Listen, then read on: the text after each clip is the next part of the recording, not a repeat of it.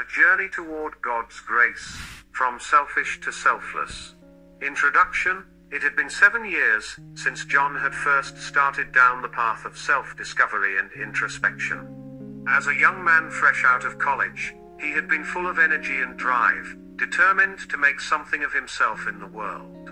But as the years went by, John began to feel a sense of emptiness and disillusionment.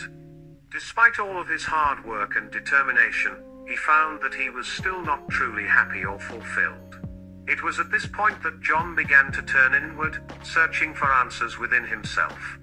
He spent long hours in meditation and contemplation, seeking to understand the true nature of his being and his place in the world. Through his self-motivation and hard work, John began to make some progress. He started to see the world in a new light, and he began to develop a deeper understanding of his own strengths and weaknesses. But even as he made these strides, John couldn't shake the feeling that there was something more out there, something greater than himself that he was missing.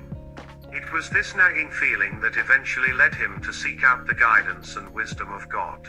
As John opened himself up to the presence of God in his life, he began to experience a sense of peace and clarity that he had never known before.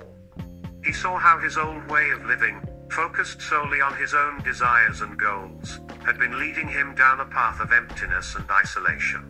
But as he embraced God's way, John found that he was able to connect with others in a deeper, more meaningful way.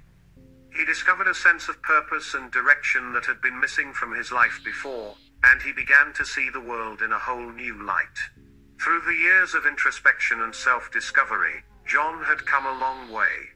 He had gone from a man without God, lost in the distractions and temptations of the world, to a man deeply connected to the divine, living a life of purpose and meaning.